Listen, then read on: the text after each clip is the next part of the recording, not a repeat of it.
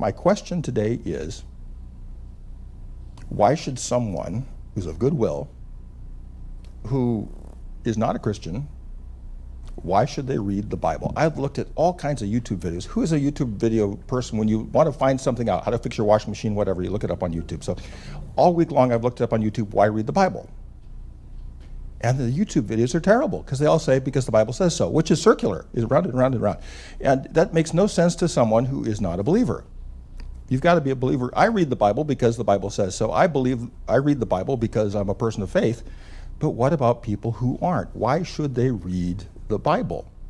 Matt, in our prayer meeting this morning, said, it's like when your parents say, because I told you so. That is that kind of thing. So the good question is, who here has people in your life who are not people of faith, who are not walking with the Lord? Okay, and those people are not spending a lot of time in the Bible.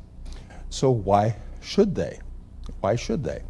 What value is it? What advantage is it? How will it bless them to get into the Bible? So today's Bible verse, you want to look at that in your Bibles. This is 2 Timothy 3:16. And let's read this out loud together. There we go. 1, 2, 3. All scripture is God-breathed and is useful for teaching, rebuking, correcting, and training in righteousness. Now, at the end of this message, I'm going to do something different. I'm going to do what's called Ask Me Anything About the Bible, AMA. So think about questions you have about the Bible. How did the Bible come to be? What about this book? What about that book? Any question you might have about the Bible, we're going to do a Q&A at the end of the message. So start thinking about questions. If you don't have a question now, it may come to you while I'm speaking. So think about that, and we'll put that together. Well, here's why I think everyone should read the Bible. First of all, this sounds kind of abstract, but it's true. Everyone has a values hierarchy. And you might say, well, what kind of gobbledygook is that? What's a values hierarchy? Every decision you make, it's because you do something rather than something else.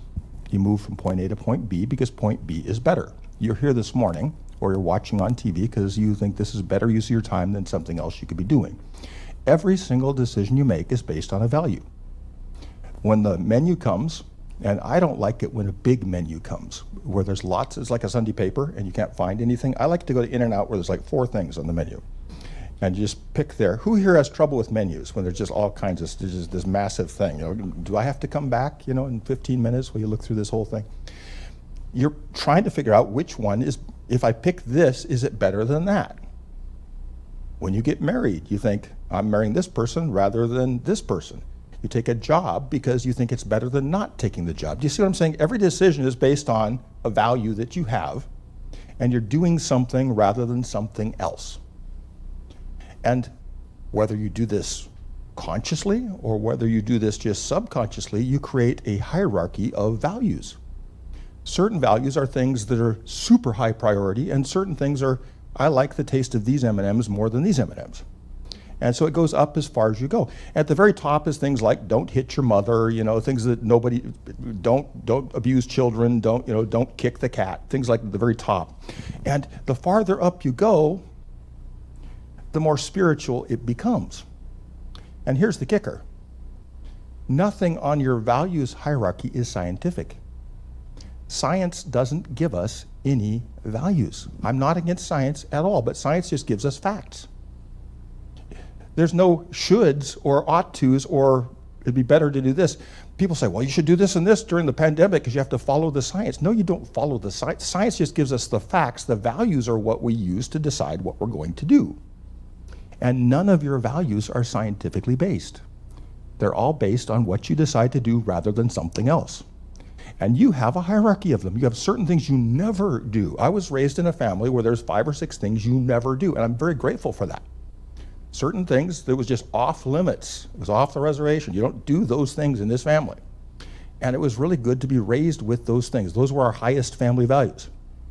You respect women. You don't use bad language in the house. You stay away from the dark stuff. Go to church every week. That was part of our family thing. And when people get together, what do we call the highest value? Well, the very highest value people have called God.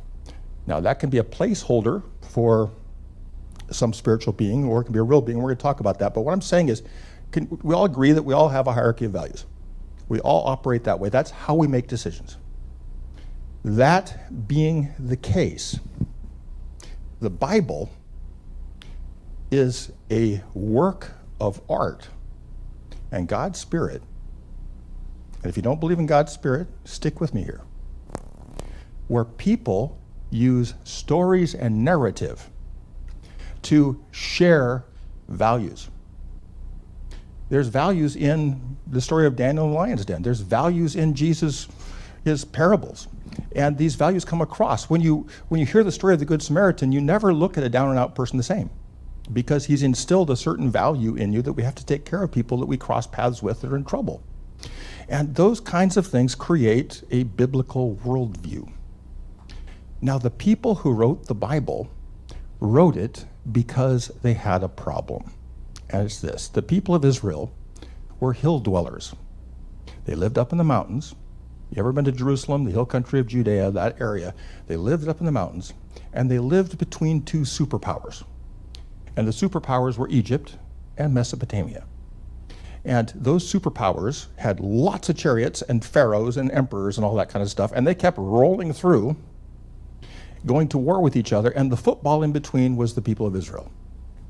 They were little, they were small, and they had to survive. And the two superpowers had lots of wealth, and the reason they had lots of wealth is because they had big rivers, the Nile, the Tigris, the Euphrates. They could irrigate. Why is irrigation important in a desert? That's how you grow food. And so these two superpowers were able to regulate all kinds of irrigation, and you had to have someone on top. That was the pharaoh or the emperor. And then when you ran out of things to do, you go beat up on the other one. So they'd send their chariots across back and forth. And the people of Israel did time in Egypt as slaves. And they did time in Mesopotamia in exile. And they were always getting beat up by these two countries. And they had to rely on the rain because they had no irrigation. They had no big rivers. So there they were. Which of those three groups is going to develop a stronger faith life? It's going to be the people living in the hills who keep getting beat up, and their survival was key. Survival is everything. So they started coming up with hierarchies of value, like we all have, that ensured their survival.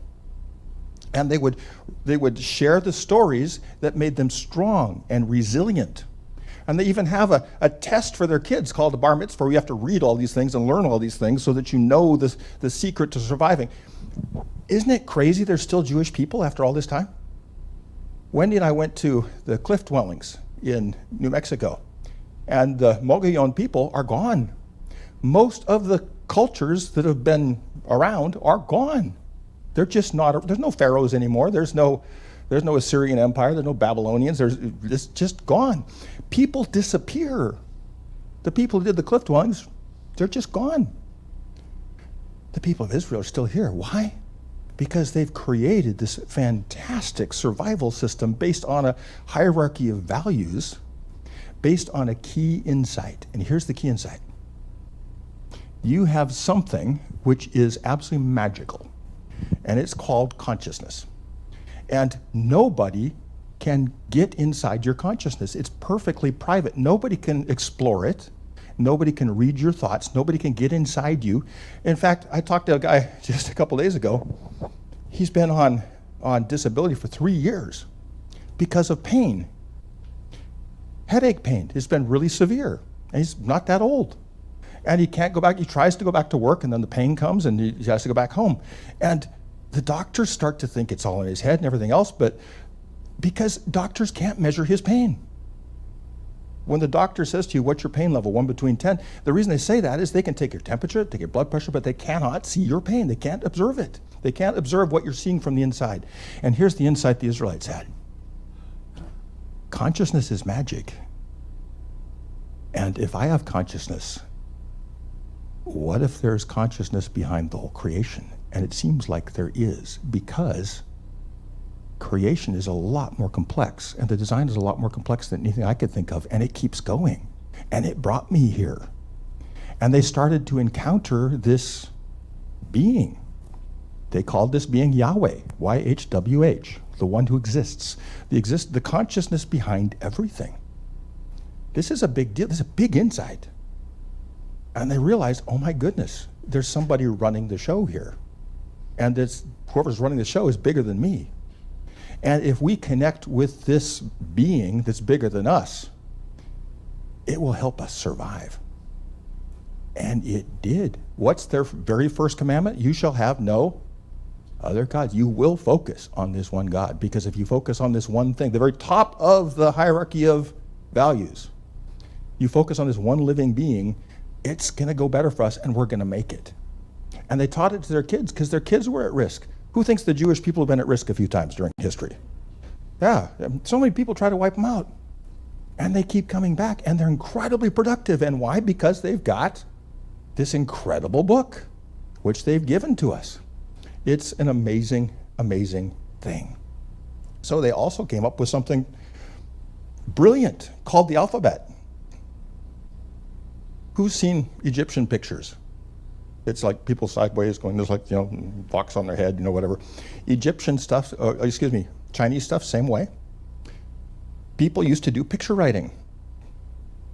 The Hebrews and the Phoenicians, their friends, said, let's come up with letters instead. So rather than learning several thousand symbols, you can learn 22 symbols for sounds, and we can teach all of our kids to read. We teach all of our kids to read, we can teach them the wisdom that was passed down to us about this God and our relationship with him. You understand what I'm saying? And literacy became 100%. Who can't memorize 22 things? Anybody can. And the Hebrews have been the most literate people on earth ever since. The bar mitzvah is basically a reading test. And if you can read this stuff, you can understand the stories. If you understand the stories will give you wisdom. You understand the wisdom, you're going to have a relationship with God, who's alive, by the way, and is part of your miracle of consciousness. And you might make it, which is really cool stuff. Who thinks life is hard? Who thinks there's challenges out there? If it hasn't happened to you yet, it will. Primary people will walk out of your life for no reason. Primary relationships, they'll walk out of your life, and it's just, whoa, what happened here? Black ink can turn into red ink in no time. Who knows rich people who used to be rich but aren't anymore because something happened? It can happen quickly. We go into a great recession, Great Depression the next couple of years, a lot of our 401ks could be wiped out in no time. John's getting nervous because he's an accountant, but that would keep him busy. But anyways, stuff happens. I thought it was this. I thought I was this COVID fighting ninja for 2 years. I thought I'm never going to get this, and a week and a half ago, boom, there it was. The little thing, a little red line comes up, and yeah, you got it. It happens to us, and something's going to take us out physically. We don't live here forever. Something's going to happen. Something big's going to happen to each of us, and that's going to be it. And some of us might beat some of those things along the way. We're praying for some people right now in our lives. Now, Chris, you're praying for some people that are really in trouble right now. We hope they make it through it. And these things happen. Who here has lost a job? The average American gets fired twice. We have different euphemisms for it, downsized, whatever, but it happens to all of us. Careers change, things change, relationships change. How are we going to have the best chance of making it through all this stuff? Well, the best chance is to have the best wisdom. We have the best wisdom, we have the best chance of making it. God is more than a placeholder. God is this greater, huge consciousness. John 1:1, let's look at that. John 1:1. Let's read it out loud. 1, 2, 3. In the beginning was the Word, and the Word was God, and the Word was God. Here's the inside of the Jews. That thing at the top of the values hierarchy is expressive, can express himself, and is conscious, and sees us, and pays attention. And that insight has changed the lives of more people than virtually any insight on the face of the earth. If God is a word, then God expresses himself. If God expresses himself, he's got words for us. And the Bible is the record of people who heard from God and wrote it down. And you don't have to start from scratch. Can you imagine if you had to learn everything from scratch? You had to create your own alphabet. You had to create your own math. You had to create everything. No, we stand on the shoulders of giants. And this is what the people of Israel did. They stood on the shoulders of the generation before them, and they brought it another step farther. And they continued to do this. And it became absolutely brilliant. The Logos. What does God start his work by doing? He says, he speaks, let there be. We have a God who expresses himself. We're in the presence of a God who speaks. And if you get really quiet this week, turn off the TV, turn off the internet, and ask the Lord to speak to you, he will. If you have trouble with that, ask him this question. Lord, which mistakes did I make this week that I could do better at? Ooh, it will come like movie credits. And he'll be very constructive about it. God convicts, he doesn't condemn. But he'll say, oh, let's work on this, let's work on that, let's work on this. And it will keep coming as long as you want to listen. I've always said God has more talk than we have listen. God speaks. Didn't just speak in the past. God speaks now, and God continues to speak to people. And if we just listen rather than just yak at him all day, then who knows those people just talk all the time and they don't give you a chance to talk? Wendy's got some great friends. She also has some other people who talk to her, and she can vacuum, do dishes, do laundry, the whole thing. I see her walking around, and and they just go and go and go and go because they're not listening. That's how some of our prayer life is. We're not listening. We need to listen to God. So, where does this bring us? Let's go back. Why should we read the Bible? Why is it better than other scriptures? The Quran was written by one person in a short period of time. Who wants to trust the wisdom of one person? The other big scriptural thing is from India, the Vedas. There's gobs of Indian stuff, all written in Sanskrit from way back when. The problem is, it's not convergent, it's divergent. None of it relates to any of the rest of it. It goes off in different directions, and they all call the same God different things, and it goes off into total, complete chaos. And there's no unity to it. The Judeo-Christian tradition, the Bible, this is why the Bible is better than other scriptures. Just objectively speaking, it just is. Because the narratives are convergent. I'm going to show you a picture that's going to blow your mind. Every chapter of the Bible relates directly to every other chapter. It's the only book in the world like this. And it's been written over thousands of years by lots of different authors. Look at this picture. At the bottom, the white lines are every chapter of the Bible. And the lines are where they directly relate or quote other parts of the Bible. The Bible has 65,000 cross references. Everyone who wrote the Bible wrote it mindful of the whole rest of it. So the whole Bible relates to the whole Bible. There's nothing like it.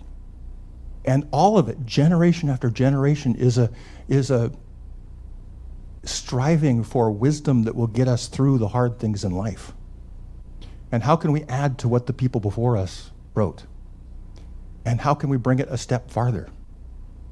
And how can we give our children something that will give them a chance at a meaningful life? And how can we make this happen? 65,000 cross-references. The whole book relates to the whole book because everyone writing the book was relating to the whole rest of it. The whole Old Testament relates to the whole New Testament, and the whole Old Testament relates to the whole rest of the Old Testament, and everything relates to everything else. This is why when you jump into the Bible, you can get lost forever. It's a journey that will never end because you'll go through eventually your version of the whole thing. And you don't have to read it from left to right, from right to left, or upside down or backwards. There's lots of ways to do this. And especially I want to look today at the Psalms and the Proverbs. Who here is amazed by this? 65,000 cross-references. That picture is just beautiful. It just shows how much of the Bible relates to all the rest of it. There's nothing like it in the human race. And this is an attempt to create a values hierarchy that is honest, true, and real. And people kept correcting and changing and improving it to the point where it became amazing. And a lot of books didn't make it into the Bible because they didn't connect to the rest. And the stuff that connected to the rest, they kept. And it continues to amazingly change lives today. I want to talk to you, pull up if you would, I put them on your seats, our January Bible passages. Today's is Psalm 14, 1 through 7. Go to the 23rd. I want to talk about the Psalms and the Proverbs, because Tamara has picked out, our pastor of Bible and prayer, has picked out the Psalms and Proverbs for the entire year. Why Psalms and Proverbs? The Psalms, most of which are written by David, are this. Repeat after me. They're a pursuit. Say it louder than that. They're a pursuit of chesed. Chesed is God's unearned love broadcasting 24/7. God's grace. David starts virtually every psalm with, I'm in trouble. And when he talks about walking through the valley of the shadow of death, he's not talking poetically. He means Saul's coming after him with pointy spears. I mean, this is happening to him. And he tries to find his way to the living God and his grace, that insight of the Jews, that this thing at the top of the thing is not just a placeholder or a value or just an idea or some platonic ideal. This is a being who's in charge and connected to us and aware of what's going on. And virtually every psalm, he finds his way there. Only the withering soul would say to himself, there is no God. Anyone who thinks like this is corrupt and callous. Anybody that doesn't understand at the top of the values hierarchy is a living being creating everything. Yahweh looks down in love, looking over all Adam's sons and daughters. He is looking to see if there's anyone who acts wisely, anyone who's searching for God and wanting to please him. But everyone has wandered away, walking stubbornly toward evil. No one's good. You can't even find one. They live in luxury while exploiting my people. Won't these... He's having a hard time here. He's struggling. They're living in luxury while exploiting my people. Won't these workers of wickedness ever learn? They don't ever think of praying to God. But look at them now, in panic, trembling with terror, for God is on the side of his godly lovers. Yahweh is always the safest place for the poor when the workers of wickedness oppress them. Do you see where the Bible is a tool for strength and protection for people? And the wisdom in it in the Psalms is just, there's nothing like it. How I wish that Israel's rescue would arise from the midst of Zion. When Yahweh restores his people, Jacob's joy will break forth and Israel will be glad. He finds his way to God's chesed by the end of the Psalm. And the Psalms are beautiful in that way. Anytime you're having a hard time, read a Psalm. Martin Luther dealt with depression 500 years ago like you wouldn't believe. You're just constantly depressed. And he read 5 Psalms a day. There was no Prozac back then. He read 5 Psalms a day, and that got him through what was really the dark night of the soul. He called it the Anfechtung, the struggle within. And he hit the Psalms because the Psalms would bring him to that place of grace. And the Proverbs, 2 words you got to learn. Repeat after me, Chochmah and Bina. The Proverbs, which we're all going to look at Psalms and Proverbs for the whole year. Proverbs, Chochmah and Bina. The Hebrews have 2 words for wisdom. It doesn't come across in English. Chochmah is external wisdom, stuff that you can look up, but you don't need to know. Bina is internalized wisdom. The goal of the Proverbs is to find external wisdom, like the stuff people wrote in the Bible, and to internalize it. To turn Chochmah into Bina. You remember the first time you rode a bike? It was hard. You had to pay attention to every little thing, or you'd fall over.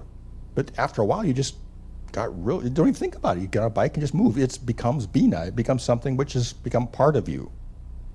When you first started speaking, it was hard to learn English.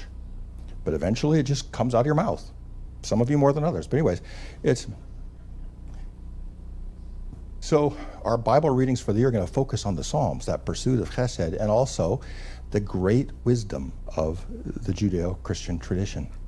And the Proverbs were put together to give young people a chance at a great life. Who thinks if there's 4 or 5 things that they could learn from Proverbs, young people do a whole lot better? Just paying attention to these key things. And we know the Bible isn't fiction. And the reason we know that is because it's so raw. The Bible is so raw. The heroes are so flawed. And these are the ones who wrote the books. If this was fiction, they would clean it up a little bit. They would make themselves look better. You know, they would create little cleaner plot lines. But these people, oh my, except for, was it Homer Simpson who says, yeah, I read this whole Bible thing and everyone's all messed up except this one guy, you know. And there's something to that. The Bible is so real. You read these stories, and these people are like me. You look at the 12 disciples, and these are not the sharpest crayons out of the box. They're just not. You think, whoa, these are Jesus' main people? Yeah. Yes, please. Go ahead, Jen. I just read in my Bible study a commentary that said The ancient kings. failures Yeah, they would make themselves perfect. were open about their flaws. Totally open. There's such heart. There's authenticity. There's such authenticity when you read these stories. You think, oh my goodness, these people are talking about themselves this way? Wow.